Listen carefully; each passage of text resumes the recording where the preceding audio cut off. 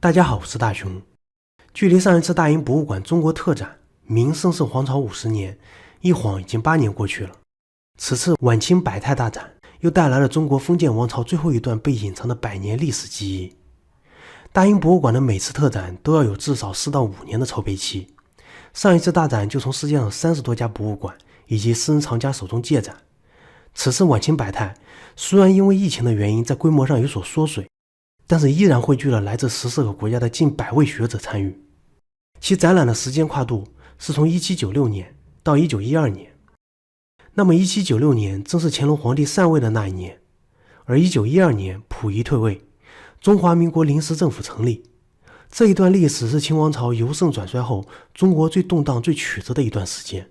也是国人感到最屈辱的一段历史。所以在这种风云诡谲的社会背景下，很多隐藏的东西往往为大家所忽视，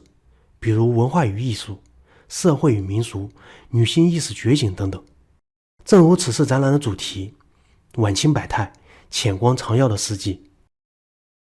中国的19世纪一直以来被认为是一个文化停滞的时代，然而通过这次展览，可以看到我们的文化创造力在战乱饥荒的年代依然表现出了非凡的韧性。展览始于入口处若干黑漆漆的人物剪影，他们样貌难辨，站在门口好像可以听到隐藏者发出声音，开始自我讲述，暗含他们被以往的叙述所遮蔽。这一段历史是隐藏的，而展厅里回荡的正是他们的声音。那么大厅正中央是借展大英图书馆的藏品，大清万年一统地理全图，约绘制于1814到1816年，也就是嘉庆时期。此图依据乾隆年间黄千人大清万年一统天下全图增补翻刻而成。地图上显示大清朝幅员辽阔，范围西起葱岭，东至朝鲜半岛，南抵南海诸岛，北达黑龙江，国土面积1200多万平方公里，统治着3亿多人口，占据了世界总人口的1/3，并且年 GDP 也是世界总量的1/3。毫无疑问，大清朝在当时是为数不多最繁荣的帝国。进入正式展厅的第一组文物同样来自大英图书馆，一是嘉庆年间的5世云锦高明圣旨，候选员外郎加2级李立德之本生父母，内容为着生李立德父母官职，并以满汉双语写成，盖双文皇帝印玺。圣旨用青黄黑白赤5种丝绸制成，俗称5世诏书或云锦诰命，展示了19世纪清廷圣旨卷轴的形制。另一份展品是编于乾隆晚年的御制五体清文件，意为皇帝所写包含5种文字的满语词典。5种文字分别是满、汉、蒙、维、藏，更是意在表明大清朝在幅员辽阔的同时，也是一个多民族多语言的庞大帝国。一般清政府会在一些公文中使用多种语言。乾隆皇帝曾在1877年清高宗御制诗文卷上元登词中写道：每岁年颁蒙古回部藩部等到京接见，即以其语慰问，无借通译。意思是乾隆老爷子他自己就通晓蒙古、维吾尔、西藏等多国语言，讲述自己和外藩能够直接交谈，不需要翻译。如今这几种语言还有着大范围的地域使用者，而满文却随着清王朝的覆灭陷入了岌岌可危的境地。官方就是特地安排了会满语的学者为展厅里的背景讲述者配音。엄훈 어무 주군이 조합어 가랄라하 어허 훌하버 우두두 무단 아파머 와하。那么下面将进入本次展览的主题，首先是宫廷。进入这个展区，最先看到的是一排从嘉庆到末代皇帝宣统的朝服像，最上端都用了一组词来高度概括每位统治者。第一个比较有意思，说嘉庆帝是被低估的皇帝，道光时期被迫打开了中国的大门，咸丰是见证了清王朝的衰败。慈禧比较特殊，也放在了这里，称他为最具争议的统治者。同治帝是傀儡皇帝，光绪被誉为改革皇帝，宣统是末代皇帝。我们知道，慈禧从1861年辛酉政变垂帘听政，到1903年去世，掌管与控制中国近半个世纪。此次展览可以说对慈禧的宫廷生活做了全面的展示。我们可以看到，她除了对晚清的政治产生深远的影响外，鲜为人知的一面就是在振兴宫廷艺术和表演方面发挥了重要的作用。这包括肖像绘画、瓷器、室内装饰、服装和戏剧等。展厅里最先展示的3件黄袍，包括有嘉庆和光绪帝的吉服龙袍、慈禧太后的衬衣。之前在维多利亚与阿尔伯特博物馆介绍过光绪的那件朝服，朝服的规制很高，只有在皇帝登基、大婚祭祀等重大场面才会穿。吉服是仅次于朝服的礼服，在喜庆朝贺及公务活动场合穿着，其形制为上下连锁的通身袍，圆领大襟，马蹄袖，同样也有明黄、蓝红等色。皇帝所用的吉服和朝服一样，绣有9龙和12章纹，表述帝王主宰天地万物，体现其至高的权力。光绪帝这件明黄色的龙袍，看尺寸应该是少年时的穿着。那么无论是朝服还是吉服，我们可以看到，不同于汉族政权的皇帝，满清皇帝的服饰袖口都是窄窄的马蹄袖，这比较符合满族入关前戎马涉猎的游牧民族服饰风格。事实上，清代早中期后宫皇后嫔妃的朝服和吉服也都是长袍式窄袖口，但是到了晚期，也就是道光以后，受汉文化服饰的影响，后宫开始出现了广袖口的衬衣和氅衣，一般衬衣在里，氅衣在外。因为属于便服，所以不拘泥于皇家严谨的规制。清中期的时候，表面大多很素，但是晚清，慈禧引领了一次清宫服饰上的变革，衬衣和氅衣的花纹刺绣图案越发的繁复和诡丽，坎肩和马褂开始风行了起来。慈禧的每件衣服都是耗费巨资，先由宫廷画工画出样稿，进呈审看，经他反复修改后，再发往江南织作。他比较偏好兰花、竹子、蝴蝶和兽子图案，竹子和兽代表祝寿，蝴蝶与兽又是福寿。这件来自纽约大都会博物馆的慈禧凤穿牡丹纹样衬衣，色雍容华贵，刻丝工艺纤巧细腻，纹样极为繁复，袖口、领口和衣襟都有镶滚。最具视觉冲击力的是中间一只凤凰俯冲而下，凤为百鸟之王，牡丹为百花之首，最下端用了龙袍中的海水江崖纹，寓意福山受海，江山一统，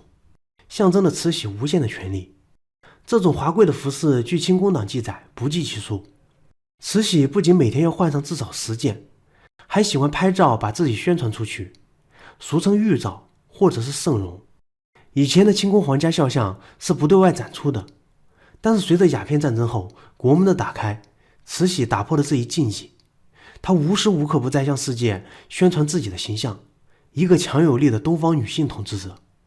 他曾委托美国画家为他绘制的一幅巨型油画，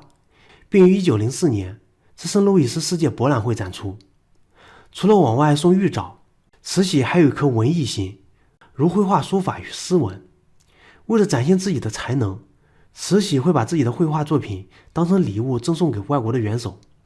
当然这里面大多是代笔的，也就是慈禧的绘画老师清宫女画家妙佳慧。最后只要盖上慈禧皇太后之宝的印鉴就是自己的了。除了绘画艺术，慈禧在宫廷里的另外一个爱好就是京剧。京剧自从乾隆年间徽班进京，到同治、光绪年间发展至鼎盛，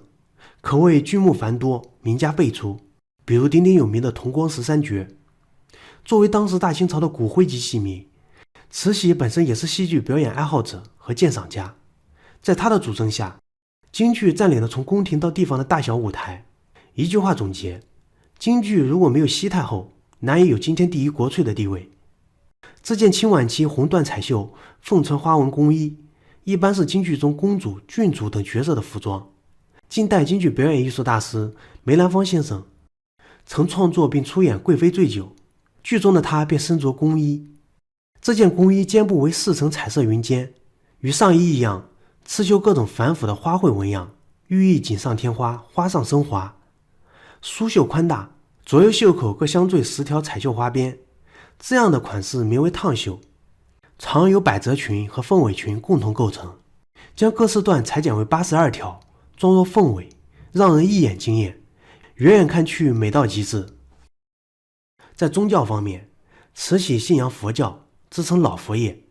在很多慈禧的肖像中，她穿着只有皇帝专用的12章纹龙袍，慈悲的手势如同观音。慈禧不仅想成佛，还想成仙。他是北京白云观全真派的赞助人，尤其与住持张元玄和高人同的关系甚密。张元玄还为慈禧授天仙界的道号。1890年，高人同主持绘制一套道教图卷《娘娘分身图》，中间的天仙圣母、碧霞元君就是以慈禧的形象为原型的。这对景泰蓝龙纹大瓶是1911年英王乔治五世和玛丽皇后的加冕典礼时清宫赠送的国礼。虽然此时老佛爷已经升天，赠送礼物给国外元首的这种外交礼节被延续了下来。大瓶足足有 1.72 米高，体现了那个时期景泰蓝工艺的至高水准。自从中国的国门被打开，东方的工艺艺术品一直都在西方受到追捧。为了增加出口振兴经济，1906年光绪帝还亲自下令建立景泰蓝出口工艺作坊。赠送外交礼物的同时，清政府也是志在卖力宣传国家的艺术与工艺。此次晚清百态的第二个主题为武威，也就是军事。我们知道，大清最初之所以能够入关统一中国，在很大程度上依赖于八旗子弟，他们是清政府维护政权的重要力量，也被历代皇帝称为国家之根本。因此，作为精英部队，八旗拥有着最好的军事装备，制作精良且工艺精美。而八旗将领的甲胄往往使用最昂贵的材料，不同层级及职位的甲胄制式也都不一样。展厅里这幅2米多高的清人画八旗将领像，依据皇朝礼器图示可知为直官甲，一般为八旗系统高级官员或中央及地方各级武官等使用。旁边有一件实物，但属于清晚期，为锁子锦甲胄，因为阅兵甲。甲的部分分为上衣下长、鎏金甲片护肩、护心镜等，整体以锁子纹织金锦为料，内衬蓝色绸里，通身缀鎏金铜炮钉，护肩前后护心镜处五彩盘金绣有团龙纹，胄为皮胎漆金材质，前后上端饰有铜鎏金錾刻龙板相似，中间镶嵌宝石，盔上最初还应只有红缨，装饰华贵，威武庄重。那么清朝军队的编制除了八旗，前后还有绿营、乡勇、团练、新军。绿营主要由汉人编成，是仅次于八旗的正规军。雍乾以后，随着对边疆用兵的增加，一些地方开始组织一些乡兵，也就是乡勇团练，作为对国家军备的补充。尤其是嘉庆年间镇压川楚白莲教起义，乡勇起到了重要的作用。随着八旗和绿营的废弛，咸丰2年，曾国藩在乡勇的基础上创建了乡勇、定兵制，即后来的湘军。1861年，李鸿章组织乡勇创建淮军。湘军、淮军等勇营在镇压太平天国和捻乱战斗中逐渐壮大，甚至在镇压的过程中取代绿营和八旗成为清军主力。鸦片战争时，两广总督林则徐在广东三江入海口各乡镇组织乡勇及民团，抵抗英国皇家海军，取得成功。团练开始被收编于清朝正规军。事实上，鸦片战争之前，清王朝内部就已经面临着诸多的问题。康乾盛世之后，人口暴增，劳动力过剩，内卷严重，土地兼并，官僚腐败，加上黄河水患，当时民乱不断。内陆白莲教、天理教之乱，东南还有海盗侵袭。虽然看似危机重重，但是清军依然能够摆平暴动与内乱。然而当帝国恢复和平，与此同时，另外一个潜藏的外部威胁正在悄然到来。1839到1842年的鸦片战争是清朝与西欧列强之间的第一次战争，也是中英两大帝国首次军事上的较量。战争期间，英国前后一共只动用了不到2万人，而清王朝方面所动用的军队数量几乎10倍于此。清王朝惨败的原因，无论归咎于武器上的悬殊，还是制度上的落后。南京条约作为中国近代史上与外国签订的第一个丧权辱国的不平等条约，拉开了中国沦为半殖民地半封建社会的历史序幕。展馆中的这件南京条约为英方所持的一份，当时是一式2份。站在跟前，中英双方代表的签名历历在目。英方为驻华商务总监蒲鼎察，中方代表从右至左均为花押签，依次为钦差大臣齐英、伊里布和两江总督牛建。然而这只是开端，接着美法殖民者也跟踪而至。1856到1860年，英法因为清朝未履行之前南京条约中的承诺，在雅罗号事件及广西教案为导火线下，组织英法联军2次入侵中国，大清再次战败。结果双方于1858年签订了天津条约。1860年9月，英法侵略者试图前往北京呼唤条约批准书，因武装护卫进京问题与清政府产生了敌伍，后坚持前进，被亲王升格林信所率部队抓捕，多人受到了酷刑，导致英法联军随后报复，攻陷北京并火烧圆明园，迫使清政府签订了中英中法北京条约。展馆仅用了一小部分空间展示了圆明园残存的琉璃构件，还有一张金巴狗的画像。这只小狗的身份不一般，它的名字叫撸体，是第2次鸦片战争中英军第99团上尉邓恩从圆明园里带到英国的，应该归属咸丰皇帝或者贵妃所有。1861年，邓恩将这只皇家犬献给了维多利亚女王，并深得皇室喜欢，最终命人将它画了下来。这也是来到英国的第一只金巴狗品种。那么19世纪中叶，清王朝除了2次来自外部的鸦片战争，与此同时，在中国的南方爆发了一场中国历史上规模宏大的农民起义——太平天国运动。鸦片战争让中国丧失了独立自主的地位，而这场绵延了10多年的内乱，造成了中国至少2000万人口的死亡。鸦片战争前，我们之前说的那些内部矛盾一直没有得到解决。鸦片战争后，割地赔款更是加重了清政府对老百姓的剥削。在这种社会衰败和经济极端困苦的环境下，来自广东的客家青年洪秀全接触了基督教思想。他一直想进入国家公务员体系，但3次复试都名落孙山，最终精神崩溃，陷入了昏迷。从昏迷中苏醒过来后，洪秀全突然坚信自己就是基督教上帝的儿子，耶稣基督的弟弟，因此创立了拜上帝会，随后开始拓展教众。1851年1月，洪秀全在广西桂平金田村举行起义，目的要推翻清政府的腐朽统治，建立耕者有其田，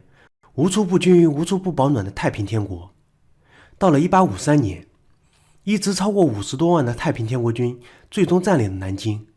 牢牢控制了这片历来最富裕的江南地带。在这里，洪秀全开科考，铸钱币，颁布诏令，并且在占领区重新划分了省郡县。这枚红旗印章是太平天国军苏福省嘉定县中一营左营后旅旅帅帅印。苏福省是1860年6月太平军攻占苏州以后，以苏州为中心而建立了行政区。定都天津后，洪秀全最初命人翻译了不少圣经，这包括创世纪和出埃及记，但后来他又按照政治上的需要及个人喜恶改动内容，在太平天国内颁行。这件展出的文本原本是一封英国传教士约瑟夫·艾德金斯写给洪秀全的信，洪秀全用红字为他做了批改，尤其是对上帝只有耶稣一个独生子这种圣经中的原教义颇为不满，他删除了独字，坚称自己是耶稣的弟弟。江南的富庶与安逸让太平天国统治阶级很快开始腐化，内斗消耗不断。天津之变后，太平天国开始走下坡路，加上清军镇压和英法军的联合围剿，终于1864年3月，天津被围，洪秀全病逝。7月30日，湘军攻入天津，太平天国灭亡。展馆这件来自美国辛辛那提艺术博物馆的刺绣马褂龙袍，为洪秀全的长子洪天贵福所有。1864年6月，洪秀全去世后，洪天贵福在天津围城中继位，成为右天王。后来虽然突破湘军突围，但10月在流亡江西的过程中被清军俘获，最终被凌迟处死，年仅14岁。19世纪50到60年代，因太平军占领江南，清廷痛失了大半赋税，第2次鸦片战争的爆发也危及京津直隶。此外还有东西捻军造反，黄淮遍地烽火，云贵回民暴动更将兵粮压力转嫁至西北地区。在这种条件下，陕甘地区回民与汉民的矛盾频频凸显，终于1862年爆发了陕甘回乱。陕甘总督左宗棠自1868年10月开始坐镇西安平乱，到1873年9月肃州战役结束，前后整整5年时间。战乱亦波及青海、新疆、内蒙古和外蒙古，因为屠杀、饥荒、传染疫病、逃荒等原因，大西北是饿殍遍野，人口锐减，经济毁坏。整个中国在这一段时期风雨飘摇。尽管王朝的统治在19世纪动荡不断，但是中国的艺术传统并没有因此衰落，反而催生了新的所谓的现代艺术。来自西方的石板印刷技术在沿海地区被运用于画报和刊物的印刷。由于封建社会的科举制度在1905年被废除，越来越多的人开始寻求其他形式的财力和社会支持，诸多新的艺术和文学团体逐渐诞生。我们知道，满清入关以后，政府首先就是加强对知识分子的管控。为了避免受到政治的压迫，很多精英知识分子从关注当代时事转入了对古物和古代文本的实证研究。在绘画方面，他们青睐所谓的正宗绘画，尤其是以清初四王为代表的画家。他们精研前代大师的构图技巧，强调模仿前人风格，而非提升个人的创造力。那么到了18世纪末，随着宫廷对世人生活实施控制的能力逐渐减弱，新的文化和新的艺术实践如雨后春笋般慢慢的发展起来。首先是对古物的研究，到了19世纪，以一种非常特殊的方式塑造了绘画与书法艺术，那就是碑派的兴起。这边挂着的是邓石如的制作师4条屏，他从秦朝的篆书碑与北朝的铭文碑刻中寻找灵感，一举成为清代碑学书法的先驱。那么与邓石如合称为南夷北邓的夷秉寿，他从汉碑中摄取神理，省去了汉隶横华的一帛三折，代之以粗细变化甚少的平直笔画，用作楹联匾额，从行款到结体都给人以方整严谨的装饰美感。这个花瓶仿照了东周青铜钟，并饰有铭文，同样为夷秉寿题款。那么随着对古物学和碑学研究的加深，加上清代晚期一些商周青铜器的出土，一些画家将这些古物和金石入画，如代表吉祥含义的八破图，其基本特征就是破。这些残破中有金石古董拓片、破损的书页画作、古钱币拓片等等，被创作者杂乱无章地堆叠着，呈现出耐人寻味、破碎的古代文化遗存。另外一种就是将铭文拓片、古代青铜器和花卉结合在一起的博古花卉绘画艺术，时令花卉为古董器皿增添活力，铭文拓印则表达了物品的历史价值。这种艺术绘画传达了远超学术研究的古物美学。其次是近代中国画之源海上画派的兴起。鸦片战争后，开崩的上海一跃成为新兴的商业化大都市，城市经济飞速发展，产生了一批来自民间的新兴消费群体。而在太平天国战乱的影响下，江浙沪皖等周边大量的士绅文人涌入上海，各地的书画家也纷纷来沪谋生活。上海一度成为了近代中国的经济文化中心，海派应运而生。当时寄居上海的名画家有虚谷、任熊、任勋、任伯年、吴昌硕等人，他们大都平民出身，以卖画为业，创作题材丰富，画面清新通俗，深受平民阶层的欢迎。其画风潇洒放纵，又雄厚古朴，作品富丽细腻鲜艳，在画技上借鉴了民间与西洋绘画艺术，对传统中国画进行大胆的改革创新。比如人物刻画细致入微，注意线条光影与写实，但依然流淌出浓郁的东方韵味。第4部分的展览主题为民俗。19世纪中叶，虽然清王朝已经面临着各种内外部的冲突以及自然灾害，但当时的中国人口据统计却达到了惊人的 4.5 亿。随着城市化进程的加深，大批的人涌入都市，而受通商开放口岸对外交流的影响，商户企业家作坊采用了西方式的工业化，大量生产了很多工艺、丝织及生活用品。大城市开始高度商业化，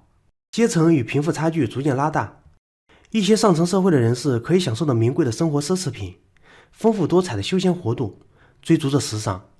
这些东西因为华贵，很多被特意保存了下来。而远离都市之外的底层人民占据了4亿绝大部分的中国人口，那个时候人们的平均寿命也仅为40岁，很少民俗的东西被流传下来。底层的大多数人为了生计而勤劳奋斗，穿着粗棉衣服、草鞋，或者用稻草、棕榈叶编织的蓑衣、竹子编织的帽子。这件棉质的上衣和裤子是19世纪末厨师的穿着。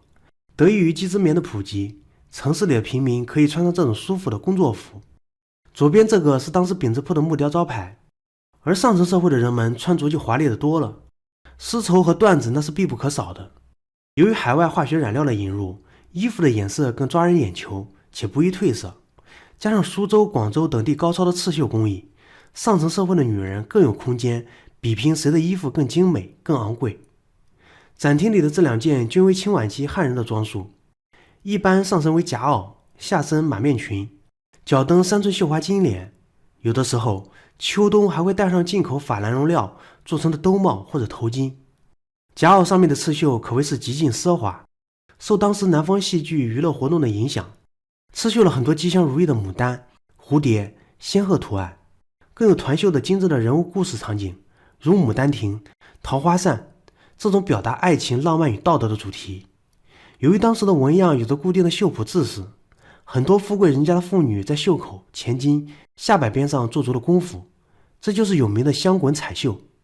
在方寸之间这么小的范围内绣上白纸百花图，针脚细密到令人头皮发麻。最关键的是袖口的这些花边的纹饰还可以换下不同的图案。当然除此之外，还有各式各样的云肩，美到令人惊叹。云肩也叫披肩，常用四方四合云纹装饰，并多以彩锦绣制而成，如雨后云霞映日，晴空散下彩虹。清末江南妇女梳低垂的发髻，恐怕衣服肩部被发髻油腻玷污，故流行在肩部戴云肩。贵族妇女所用云肩制作精美，有的裁剪为莲花形，或结线为璎珞形，有的还下垂有飘带、串珠，可拆可卸。然后是冠饰，这边展示了3类，一是垫子，满族妇女特有的一种头饰，用铁丝和丝绒编成，使用时附扎在发髻上，垫子上装饰有各式各样的钿花，均可拆卸。其次是勒子，是一条中间宽2头窄的长条带子，戴在峨眉之间，原是妇女冬季围头的御寒用物，后来增添了装饰美化的作用。最后就是凤冠，比如这件借展苏格兰国家博物馆的诰命冠，其上是有7条龙或蟒，冠口7只，冠顶5只衔垂珠凤凰。根据清宫服饰规定，该冠的主人应是1品命妇。几件冠饰均用了点翠工艺，作为传统的金银首饰制作工艺，点翠不仅取鸟之翠色入名，同时亦为取翠鸟之羽入饰，既取翠鸟之羽作为首饰制作中的辅助部分，镶嵌在金属之上，工艺极为繁杂，在那个时代绝对是官宦富贵人家的豪奢之物。除了妇女衣着，馆内还特意展览了一些清末富裕家庭儿童的服饰，比如小孩的围兜，各式各样的坎肩，高级配色且绣工精美。最引人注目的就是这件百纳衣。清代民间的一些信仰认为小孩吃百家饭、穿百家衣可健康无病，它最初是一种传统拼布服饰，但是富贵人家要了这个传统，摒弃了废旧布料，以一种全新的设计款式，用了7种不同颜色的绫或绢拼成。小孩头上戴的龙云帽也是颇具创造力，寓意跃龙门，有吉庆富贵、祝愿美好的意思。一般父母会在新年或吉庆场合给他们穿戴。另外，